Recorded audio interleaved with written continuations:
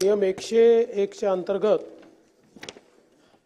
परभणी येथे भारतरत्न डॉक्टर बाबासाहेब आंबेडकर यांच्या पुतळ्यासमोरील संविधानाची जी काही प्रत आहे त्या शिल्पाला ज्या प्रकारे त्या ठिकाणी नुकसान पोहोचवण्यात आलं, तोडण्यात आलं आणि त्यानंतर उद्भवलेली परिस्थिती आणि त्याच वेळी बीड येथील मसाजोग या ठिकाणी झालेली जी काही निगृढ हत्या आहे या दोन विषयांवर अल्पकालीन चर्चा या सभागृहामध्ये करण्यात आली।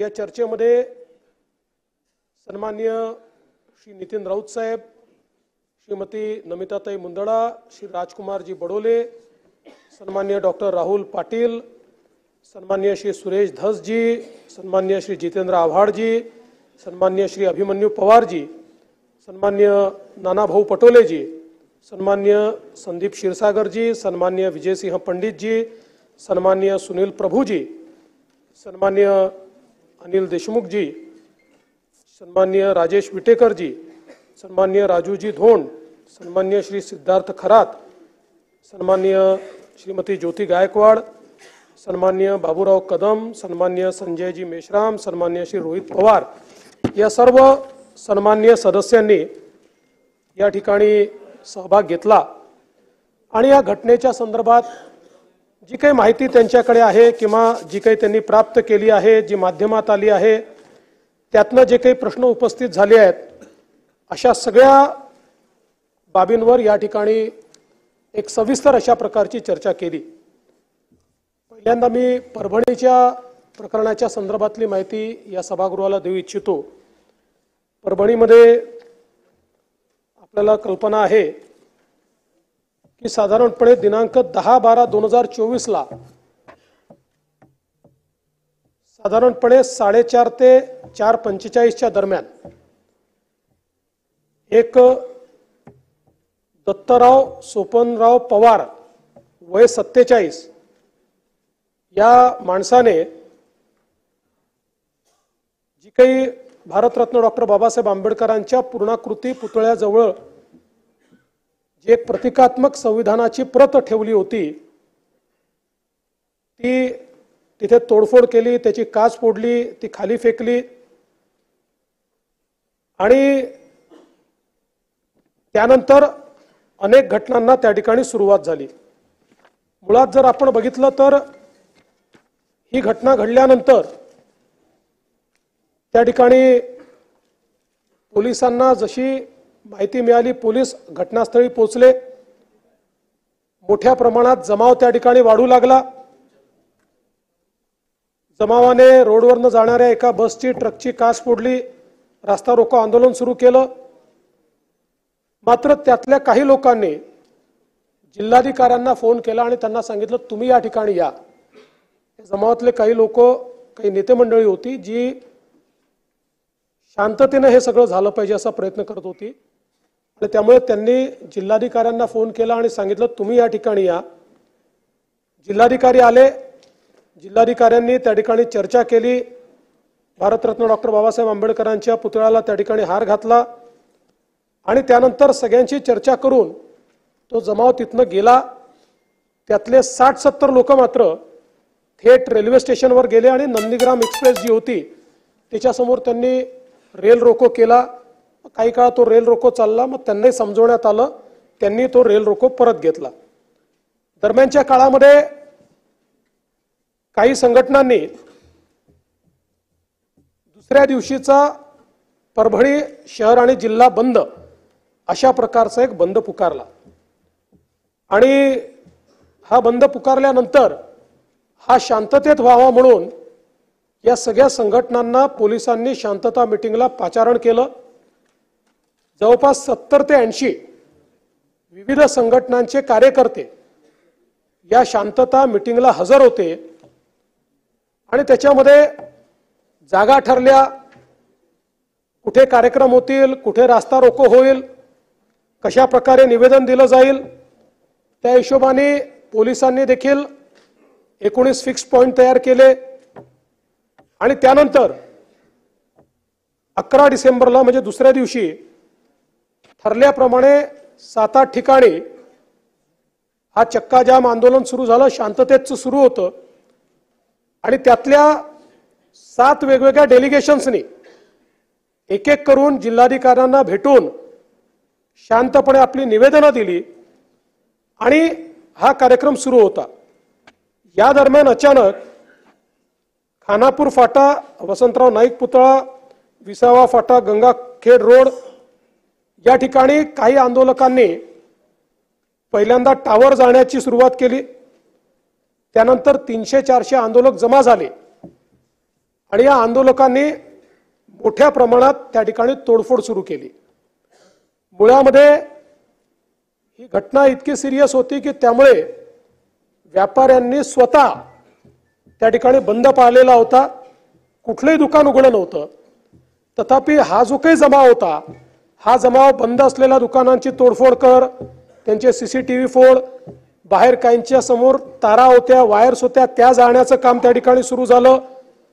आणि मग दिसेल ती मोटर त्या ठिकाणी जाळण्याचं काम झालं. मोठ्या प्रमाणात वेगवेगळ्या ज्या काही त्या ठिकाणी गाड्या होत्या त्या गाड्या जाळण्याचं काम झालं.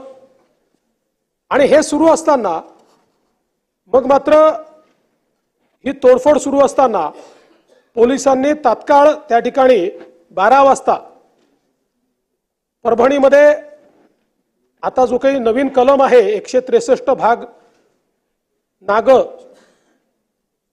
त्यानुसार जमावबंदी घोषित केली. पण याची उग्रता वाढत होती. ती उग्रता वाढत असताना पोलिसांनी त्या ठिकाणी अश्रुधुराचा वापर केला, लाठीचार्ज देखील त्या ठिकाणी केला आणि सगळ्यांना पांगवण्याचा प्रयत्न केला. यावेळी काही महिला होत्या, ज्या महिलांनी जिल्हाधिकारी कार्यालयामध्ये प्रवेश केला आणि मोठ्या प्रमाणात जिल्हाधिकारी कार्यालयात तोडफोड केली, काचा फोडल्या, त्या ठिकाणचे खुर्च्या फेकल्या, जिल्हाधिकाऱ्याच्या फायली फेकल्या. परंतु जिल्हाधिकाऱ्याने देखील अतिशय संयमाने कोणाशी दुर्व्यवहार न करता त्या ठिकाणी सगळी परिस्थिती हाताळली. आणि यानंतर ज्यावेळी बाहेरून कुमक आली, SRPF आपण आणली, त्यानंतर मात्र सगळा जमाव शांत झाला आणि या संदर्भात एक प्रकारे शांतता प्रस्थापित झाली. या दरम्यान कुठले कुठले गुन्हे दाखल झाले हे आपण स्वतः वाचून दाखवले आहेत, त्यामुळे मी पुन्हा वाचून दाखवणार नाही. पण एकूण जे काही दगडफेक करणारे, जाळपोळ करणारे आहेत, यातल्या 51 लोकांना त्या ठिकाणी पोलिसांनी ताब्यात घेतलं. यामध्ये 42 पुरुष, 3 महिला आणि 6 विधी संघर्षित बालकांचा समावेश होता. या 43 पुरुषांना 3 गुन्ह्यांमध्ये अटक करण्यात आली. महिला आणि बालकांना अटक करण्यात आली नाही.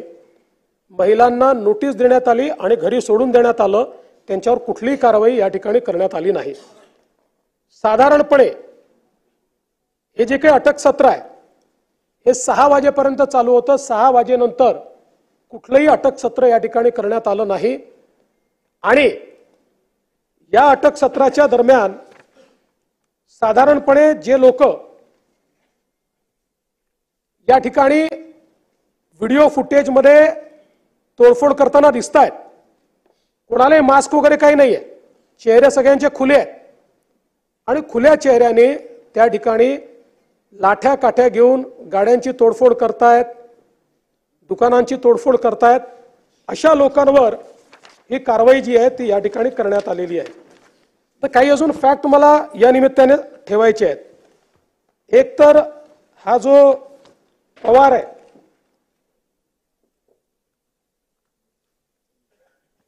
जो काही आरोपी आहे, हा आरोपी मनोरुग्ण आहे.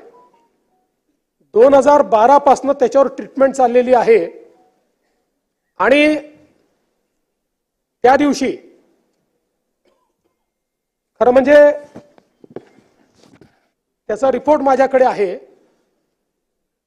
हा खरंच मनोरुग्ण आहे की नाही याच्याकरता 4 डॉक्टरची समिती तयार करण्यात आली होती आणि या 4 डॉक्टरच्या समितीमध्ये हे सगळे सायकियाट्री विभागाचे 4ही डॉक्टर आहेत. एक त्यातले हेड ऑफ द डिपार्टमेंट आहेत. त्यांनी जो काही याच्या संदर्भातले याचे कागदपत्र आणि याची टेस्ट घेऊन जो रिपोर्ट दिला आहे त्यात त्यांनी रिपोर्ट दिलेला आहे की as per serial mental status examination observation and available previous treatment record it can be referred that he has a mental illness, psychotic illness vis-a-vis mood disorder. He is on treatment for the same.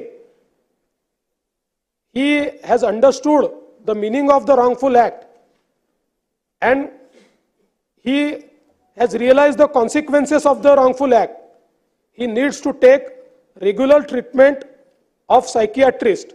त्यात पुढे त्यांनी हे म्हटलंय की he has been seeking treatment for behavioral issues and alcohol use from Parbhani and Akola based on psychiatrist since 2012. He is aware of his mental illness and seeking help for the same. He has expressed feeling of guilt, hopelessness, death wishes intermittently in reaction to the current life event. त्यामुळे मुळातच पहिल्यांदा तर मी या ठिकाणी सांगू इच्छितो की ही जी काही एक कॉन्स्पिरसी थिअरी तयार करण्यात येते की सकल हिंदू समाजाचा मोर्चा झाला आणि मग त्या मोर्चात काहीतरी संविधानाच्या विरुद्ध बोललं गेलं आणि मग त्याच्यातनं अशा प्रकारची घटना झाली म्हणून ते देखील या ठिकाणी स्पष्ट झालं पाहिजे. सकल हिंदू समाजाचा मोर्चा झाला होता 11:10 ते 12:35 आणि या मोर्चामध्ये कोण होत त्याच दिवशी त्याच्यानंतर 5 तासांनी घटना झाली आहे. हा जो व्यक्ती आहे हा या मोर्चात नाही, हा आपल्या बहिणीच्या घरून तिथे आलाय आणि या मोर्चामध्ये कोण कोण उपस्थित होते? आमदार राहुल पाटील आपण उपस्थित होतात, स्वतः राहुल पाटील उपस्थित होते, आपले उभाठा आपले शिंदे गटाचे आनंद भरोसे, सुभाष जावळे, मराठा समन्वयक उपस्थित होते. याच्यामध्ये केवळ राहुल पाटील या ठिकाणी सांगतील याच्यामध्ये केवळ आणि केवळ बांगलादेशातल्या हिंदूंच्या संदर्भात, बांगलादेशातल्या अल्पसंख्याकांच्या संदर्भात मागणी करण्यात आली. कुठल्याही राजकीय नेत्याने त्या ठिकाणी भाषण केलं नाही, केवळ साधू संतांनी भाषण केलं. भारताच्या संविधानाच्या संदर्भात एक शब्द देखील त्याच्यामध्ये बोलण्यात आला नाही. सर्वपक्षीय लोक त्या ठिकाणी होते. त्यामुळे ही कॉन्स्पिरसी थिअरी तयार करणं म्हणजे एक प्रकारे समाजात तेढ निर्माण करण्याचा प्रयत्न करणं आहे. ही कुठेही हिंदू विरुद्ध दलित अशा प्रकारची दंगल नाही आणि हे जे काही संविधान भारताचं आहे हे आपल्या सगळ्यांचं आहे. त्यामुळे संविधानाचा अपमान करणारा कुठल्या जातीचा, धर्माचा, पंथाचा असेल त्याच्या जाती धर्म पंथाकडे न पाहता त्याच्यावर जी काही कडक कारवाई करता येईल ती कारवाई केली पाहिजे, हे अत्यंत महत्त्वाचं आहे. आणि म्हणून या संदर्भात पहिल्यांदा तर ही कारवाई कुठल्याही जाती द्वेषातनं तयार झालेली नाही, कुठल्याही कॉन्स्पिरसीतनं अशा प्रकारे घटना घडलेली नाही, तर एका मनोरुग्णाने अशा प्रकारची घटना करून एक प्रकारे शहराचं स्वास्थ्य पूर्ण खराब केलेलं आहे. आता याच्यामध्ये एक अजून डिफरन्सिएशन केलं पाहिजे की या ठिकाणी बहुतांश आंदोलक हे शांततेने आंदोलन करत होते. ज्या प्रकारे भारतरत्न डॉक्टर बाबासाहेब आंबेडकरांना अपेक्षित आहे त्याप्रमाणे पूर्ण प्रशासनाला सहकार्य करून त्यांनी ते आंदोलन केलं. हे हजारो लोक होते. 200-300 लोक केवळ असे होते की ज्यांनी या आंदोलनाला पूर्णपणे गालबोट लावलं आणि समोरून कुठलाही फोर्स नाहीये, परंतु कुठल्या तरी उद्वेगानं त्या ठिकाणी मोठ्या प्रमाणात तोडफोड झाली. आणि म्हणून ही जी कारवाई आहे आता ती अधिकची झाली आहे का याच्यावर मी येणार आहे. पण एक गोष्ट या सभागृहाने देखील लक्षात घेतली पाहिजे की जर बहुतांश लोक शांततेनं त्या ठिकाणी आंदोलन करत असतील तो राईटफुल अधिकार आहे। अशा वेळी जर काही लोक तोडफोड करत असतील तर आपल्याला ठरवायचं आहे की अशा प्रकारचा लॉलेसनेस आपण मान्य केला पाहिजे का। एक कोणीतरी मनोरुग्ण अशा प्रकारची कारवाई करतो आणि त्याच्यानंतर आपण बघा लोकांचं नुकसान किती झालं। या ठिकाणी सरकारी कार्यालयांचं नुकसान तर आहेच, पण सामान्य जे नागरिक आहेत यांच्या गाड्या तोडल्या, टू व्हीलर तोडल्या, दुकानं तोडली, त्याचं देखील प्राथमिक नुकसान 1,89,54,400 कोटी रुपयाचं आहे। या लोकांचा काही संबंध नाही आहे या घटनेशी, पण त्यांचं अशा प्रकारे नुकसान हे या ठिकाणी करण्यात आलेलं आहे। पण हे सगळं होत असताना एक विषय सातत्याने या ठिकाणी आला, कोम्बिंग ऑपरेशनच्या संदर्भात। खरं म्हणजे साधारण 4-4:30 वाजता मला सन्माननीय बाळासाहेब आंबेडकरांचा फोन आला आणि बाळासाहेबांनी मला सांगितलं की मला माहिती मिळते की काहीतरी कोम्बिंग ऑपरेशन चाललंय। मी तात्काळ पोलिसांशी बोललो, त्यांना म्हटलं कशाचं कोम्बिंग ऑपरेशन करताय। म्हणाले आम्ही कोम्बिंग ऑपरेशन करत नाही, जे अपरंटली दिसतायत व्हिडिओ त्यांना आम्ही पकडतोय। मी त्यांना म्हटलं त्याचाही संदेश चांगला जात नाही। त्यानंतर आयजींचं, माझं आणि बाळासाहेब आंबेडकरांचं एकत्रित बोलणं झालं आणि 6 वाजेनंतर कुठल्याही वस्तीमध्ये कोणीही गेलेलं नाही। 6 वाजेनंतर कोणाला अटक देखील केलेली नाही। त्याच्यामुळे अशा प्रकारचं कोम्बिंग ऑपरेशन करण्यात आलंय हे काही योग्य नाही किंवा हे वस्तुस्थितीला धरून नाही। मात्र यामध्ये एक तक्रार ही आलेली आहे की पोलीस निरीक्षक अशोक घोरबांड यांनी वाजवीपेक्षा जास्त या ठिकाणी बळाचा वापर केला किंवा रॅशली बळाचा वापर केला। निश्चितपणे याची चौकशी केली जाईल आणि चौकशी होतपर्यंत अशोक घोरबांड यांना त्या ठिकाणी सस्पेंड केलं जाईल आणि त्यांना सस्पेंड करून याची चौकशी पूर्णपणे केली जाईल की त्यांनी वाजवीपेक्षा अधिक अशा प्रकारचा या ठिकाणी बळाचा वापर केला आहे का। दुसरा एक मुद्दा या ठिकाणी आला, वत्सलाबाई मानवते या महिलेला मारहाण करण्यात आली।